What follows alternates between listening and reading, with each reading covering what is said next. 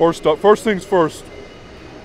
My goodness, what can you tell me about the Law Dog, and what has it just been like to watch this young man just take the MLB by storm right now? I can tell you, you need to learn about the Law Dog. That's what you need to do.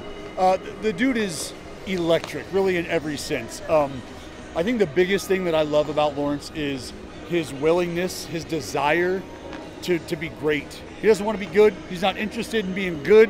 Good essentially is average. There's a lot of good players in the big leagues. He wants to be great.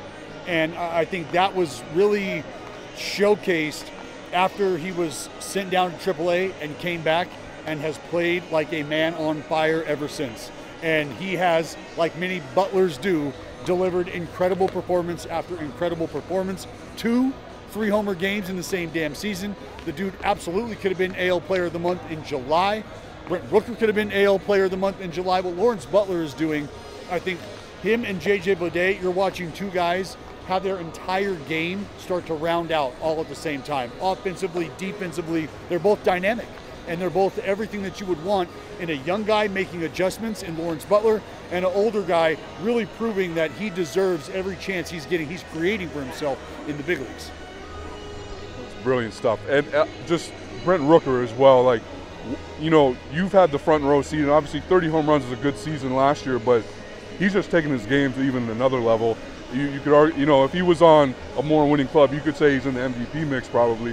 What have you seen from just his rise? I tell you, he would probably be in that conversation. I think that conversation has some pretty good names in it right now, but we're not cutting him out of any of that. But I think for a guy like Brent Rooker, this is a dude who has taken everything that he did last year and has done it just a little bit better this year. So think about an all-star season last year, the all-star snub this year, and really there's for no reason, because as I said, he's done everything that he did last year better. The power is better, the average is better, everything just looks that much more crisp, that much more polished.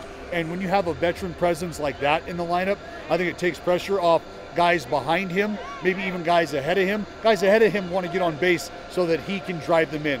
And I think a lot of credit needs to be given to a guy by the name of Max Schumann, who has had a ton to do with the success that Lawrence Butler and Brent Rooker have shared in, because you need guys on base to score.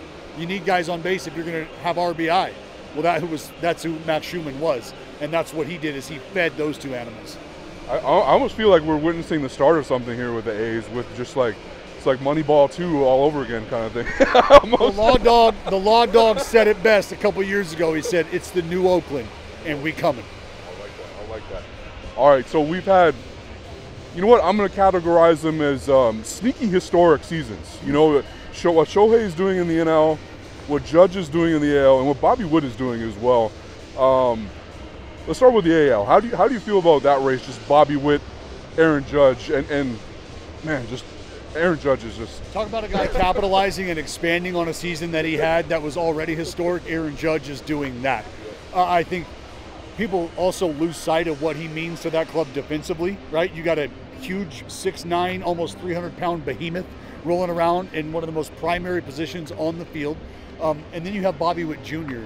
playing a very premium defensive position at shortstop. But the power and the speed combination that he possesses on top of the defensive range, but what it means to have a guy like that hitting at the top of your order, and then for Judge being the guy supplanted right in the middle of that order, obviously he has the benefit of a guy like Juan Soto, and you can say the same thing, that Juan Soto has the benefit of a guy like Judge.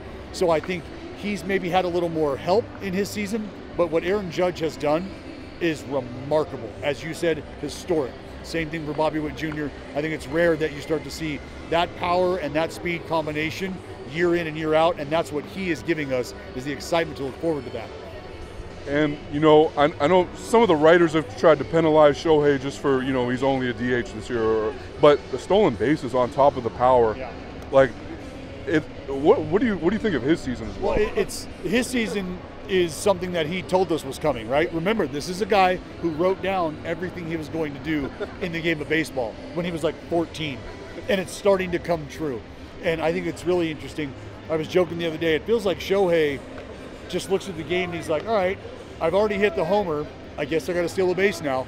Or I've already stolen a base, guess I got to hit the homer now. And he's going to get to 50-50. I'm marking it, book it, call it, post this video when it happens. 50-50. Your boy told you so. I love it. I love it.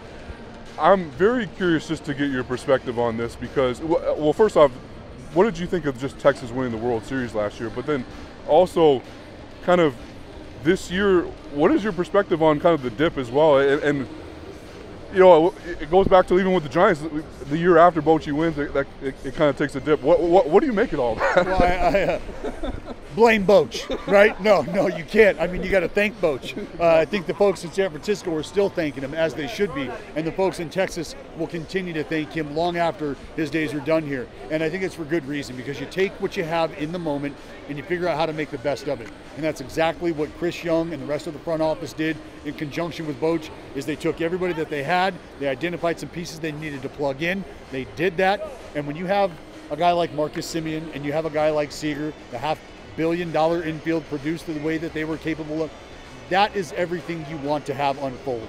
So for the Rangers, tip of the cap, job well done. I think you understand the lull that comes, the hangover of the postseason. A lot of ball games played late into the year before. I think it's a little bit of a catch-up job that they're trying to do. Obviously, the lack of health on the mound, I think, has probably played a role in a bit of that. But ultimately, I think you have to be happy with how things unfolded last year, and you're probably looking forward to next year. Dallas, man, I really appreciate the time. Brilliant analysis, and we'll catch up soon, man. Really appreciate it. Thanks for having me.